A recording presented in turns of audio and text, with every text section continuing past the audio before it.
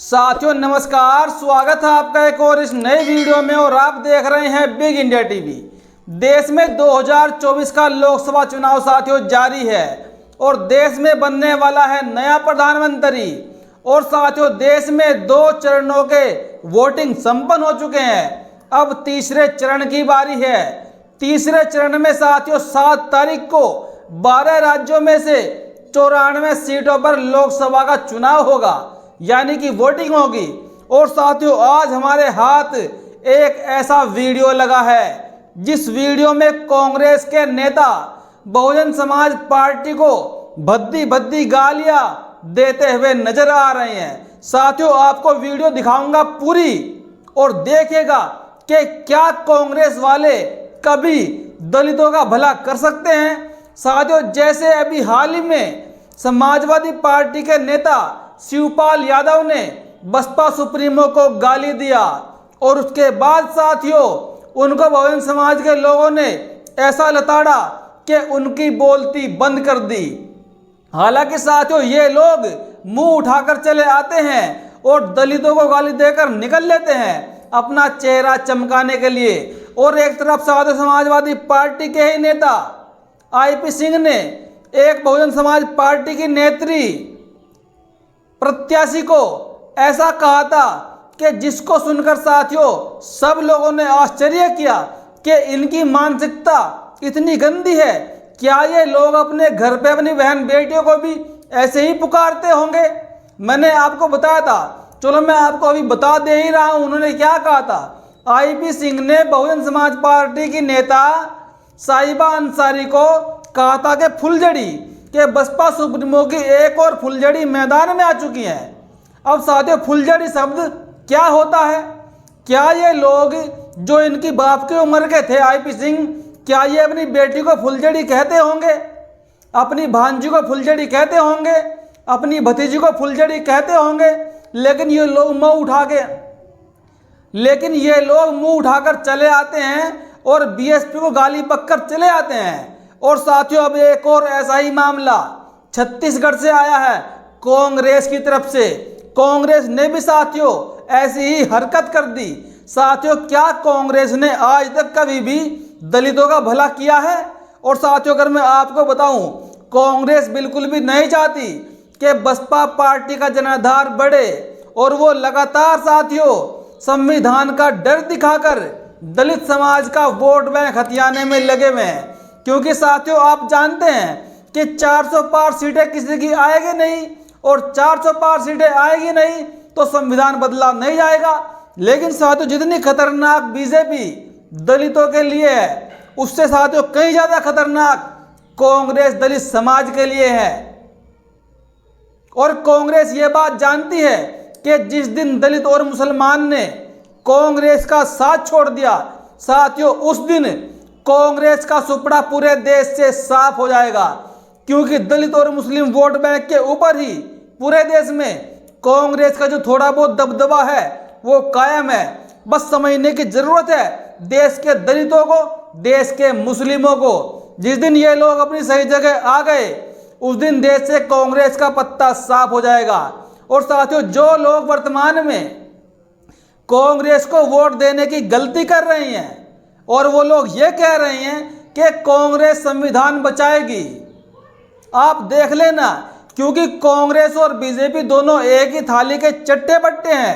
आप कांग्रेस को वोट दो और कांग्रेस के नेता कांग्रेस को छोड़कर बीजेपी में चले जाते हैं आपका वोट लेकर और सरकार बीजेपी की बन जाती है। यानी कि आपने वोट दिया कांग्रेस को और आपका वोट चला गया बीजेपी को और फिर बीजेपी वही काम करेगी जो ये लोग करते आए हैं। अगर साथियों देश का मुस्लिम दलित पिछड़ा अपने हितों की रक्षा करना चाहता है तो उनको अपने एक बड़े घर बसपा के अंदर ही रहना होगा और बसपा को ही वोट करना होगा।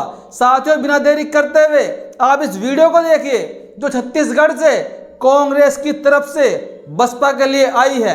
देखिए इस वीडियो को साथियों। दलालों को जूता मारो, सालों को जूता मारो, सालों को जिंदाबाद, जिंदाबाद, जिंदाबाद, कांग्रेस पार्टी जिंदाबाद, जूता मारो, सालों को दलालों को जूता मारो। साथियों, आपने वीडियो देखा, छत्तीसगढ़ का है।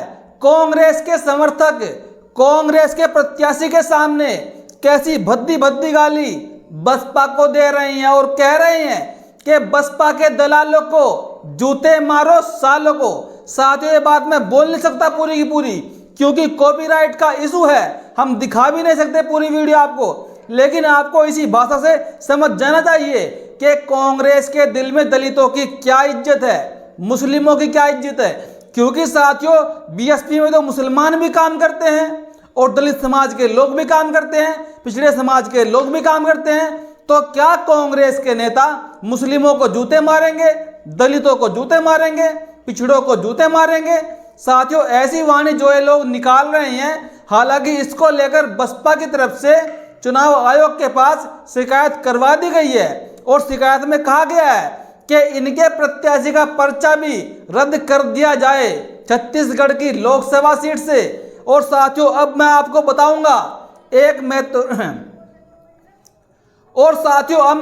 बताऊंगा मेरे पास एक पोस्ट कहानी के रूप में वायरल होके आया है, जो साथियों पूर्ण रूप से कांग्रेस से ही जुड़ा हुआ है। जो लोग कांग्रेस को अपना मानते हैं, दलित समाज के लोग, ये पोस्ट साथियों उनकी आंखें खोलने वाला साबित होगा। इस पोस्ट को ध्यान से पढ़िएगा और ध्यान से साथियों सुनिएगा। शुरू करते हैं पोस्ट। 2018 के विधानसभा चुनाव के बाद छत्तीसगढ़, मध्य प्रदेश और राजस्थान में कांग्रेस की सरकार बनी। कांग्रेस ने छत्तीसगढ़ में दलितों का आरक्षण 16% से घटाकर 12% कर दिया। मध्य प्रदेश में 18 महीने की सरकार में दलित समाज का आरक्षण पर कैपिंग लगा दी गई, यानी कि एससी का कोई लड़का टॉप करेगा तो भी वह जनरल में नहीं जा पाएगा, वो एससी में ही रहेगा। अर्थात मध्य प्रदेश में कांग्रेस ने सवर्णों को 50% आरक्षण दे दिया। राजस्थान में कांग्रेस के राज में दलित घोड़ी पर बैठकर बारात नहीं निकाल पाते, मूछें नहीं रख पाते। आपकी बहू बेटियों के साथ अत्याचार हो रहा है। 2 अप्रैल के केस कांग्रेस ने वापस नहीं लिए, पर आप लोगों को कांग्रेस के ये कुकर्म नहीं दिखेंगे। आपके अधिकारों को खत्म करती कांग्रेस नहीं दिखेगी, क्योंकि कांग्रेस के दलाल, दलित नेताओं और कांग्रेस के सोशल मीडिया पर मौजूद दलाल पत्रकारों ने आपको ये बातें पता ही नहीं चलने दी कि आपको गुलाम बनाने का नया तरीका निकाला है कि हमें संविधान बचाना है तो कांग्रेस को वोट देना पड़ेगा, बीजेपी को हटाना पड़ेगा। और आप लोग समझ ही नहीं पा रहे हैं। कांग्रेस के बहकावे में आकर अपना घर बसपा को खत्म करने पर उतारू हो रहे हो। वो बसपा जिसने आपको आत्मसम्मान दिया, आपको इज्जत दिलाई, जो लोग आपको अपने बगल में खड़ा होने नहीं देते थे, वो आपके पैर छूने को मजबूर है। क्यों? क्योंकि आपके पास अपना घर है, बसपा है, और वे लोग आपकी इज्जत तब तक करेंगे जब तक बसपा है। ध्यान रखना, बसपा के खत्म होते ही आपसे ही दरी बिछवाई जाएगी, आपसे ही झंडा उठवाया जाएगा। मंच पर तो छोड़ो, मंच के पीछे भी आपको खड़े होने की जगह नहीं मिलेगी। कांग्रेस के दलाल नेताओं से केवल 2 सवाल पूछिए कि क्या वे बसपा की तरह प्राइवेट सेक्टर में आरक्षण देंगे, प्रमोशन में आरक्षण देंगे, बसपा की तरह सरकारी ठेकों में आरक्षण देंगे? उनका जवाब होगा ना। विश्वास नहीं है तो उनका इस बार का घोषणा पत्र पढ़ लो, साफ समझ आ जाएगा। आपको गुलाम बनाने की पूरी तैयारी है। इसी कांग्रेस ने बाबा साहब को संसद में जाने से रोका। और तो छोड़ो, बाबा साहब के मरने के बाद दिल्ली में उनकी समाधि बनने की भी जगह नहीं दी। बाबू जगजीवन राम को प्रधानमंत्री नहीं बनने दिया गया। आप संविधान बचाने की बात करते हैं तो आप किसी ऐसे व्यक्ति से बात करके देखिए जिसे थोड़ी बहुत भी संविधान की समझ होगी, जानकारी होगी। वो आपको बताएगा कि 72वें संविधान संशोधन में कांग्रेस ने बाबा साहब के संविधान को लगभग खत्म ही कर दिया था। याद रखें, संविधान को जितना खतरा बीजेपी से है, उससे कहीं ज्यादा खतरा कांग्रेस से है। और इन्हें लगता है कि कांग्रेस को वोट देने से बीजेपी की सरकार नहीं बनेगी। उन मूर्खों को बताओ कि यही सोच से 2018 में मध्य प्रदेश में आप लोगों ने कांग्रेस को वोट दिया था और कांग्रेस के लोग बीजेपी में शामिल हो गए और फिर दोबारा साथियों बीजेपी की ही सरकार बनी। आपका कांग्रेस को दिया हर वोट बीजेपी को ही जाएगा। 2018 की तरह मैंने साथियों आपको बताया कि आप वोट कांग्रेस को दोगे और कांग्रेस के वो नेता भाजपा में जाकर भाजपा की सरकार बनवा देंगे। यानी कि कांग्रेस और बीजेपी दोनों एक ही थाली के चट्टे बट्टे हैं। आप वोट कांग्रेस को दो, आप वोट बीजेपी को दो, आपका वोट होगा खराबी। वो लोग आपके खिलाफ ही कानून बनाएंगे, आपके खिलाफ ही योजनाएं बनाएंगे। इसीलिए समय है, अपने घर बसपा को बचाइए। हाँ, मैं मानता हूँ आपकी बसपा से तमाम शिकायतें होंगी, बहन जी से नाराजगी होगी, पर अपने माता पिता से नाराजगी के कारण आप अपने पड़ोसी को बाप नहीं बोला करते। ध्यान रखना, जैसे मुसलमानों को कांग्रेस ने बीजेपी का डर दिखाकर अपना वोटर बना लिया और जो मुसलमान एक समय देश पर राज करते थे, नवाब थे, उनकी हालत देख लो। ऐसे ही कांग्रेस आपको गुलाम बनाएगी। अभी भी समय है, जैसा भी है अपना घर अपनी बसपा को वोट दीजिए, उसे जिंदा रखिए। भले बसपा प्रत्याशी जीत नहीं रहा हो, तब भी बसपा को वोट दो, क्योंकि बसपा को वोट देने का मतलब केवल जीतना नहीं बल्कि सामाजिक समानता की लड़ाई जिंदा रखना है।